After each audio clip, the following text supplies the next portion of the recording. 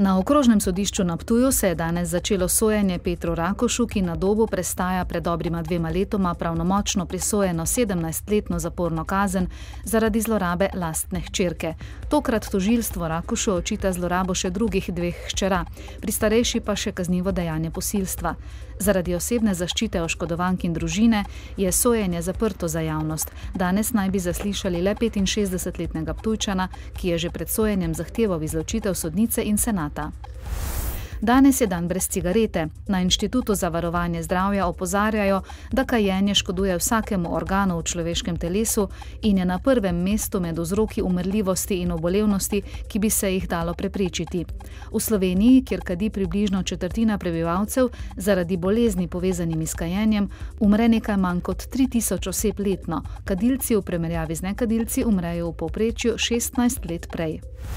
Vinjete leta 2011 se poslavljajo. Nova vinjeta je svetlo-zelene barve, njena cena ostaja nespremenjena, letna stane 95 evrov, za motorje pa znaša 47,5 evrov.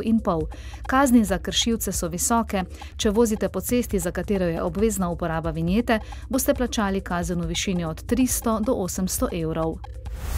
Lani je slovenske turistične kraje in znamenitosti obiskalo 7% več turistov kot v letu 2010, skupaj pa so ustvarili tudi 5% več prenočitev. Predvsem je zaznati porast tujih turistov, k nam prihajajo iz Italije, Avstrije in Hrvaške.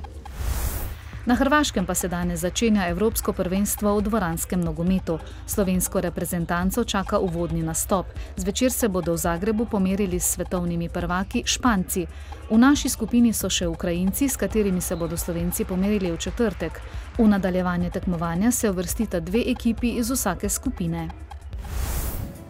Zadnje dni nas prebujajo in tudi čez dan spremljajo nizke temperature. Več težav s snegom in mrazom imajo tudi v Evropi, ponekod so namerili tudi -30 stopinj Celzija.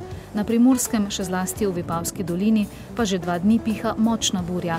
Danes sunki na izpostavljenih mestih presegajo hitrost 100 km/h, a veter se še stopnjuje, zato so vremenoslovci tam razglasili rdeči alarm. Sicer je v Prekmurju in ponekod na Štajerskem še delno jasno, drugod pa pretežno oblačno. Ponekod v notranjosti piha vzhodni do severovzhodni veter. Jutri bo oblačno, ponekod na jugu bo občasno snežilo. Pihal bo severovzhodnik, burja ob morju se bo okrepila. Temperature bodo od -5 do -2 stopinji Celzija, v četrtek in petek bo oblačno, predvsem na jugu bo občasno naletaval sneg. Še bo pihalo, mrzlo bo.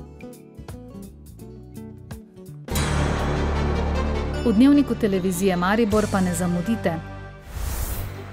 V podjetju Lip Poljčane še vedno upajo na finančno pomoč države, v nasprotnem jim grozi stečaj. Mariborski mestni svetniki so odgovornost za izpeljavo univerzijade prevalili na državo in novo vlado. Pridružili smo se ljubiteljem antike, latinščine in humanistike na Prvi gimnaziji Maribor. Bodite z nami ob 18.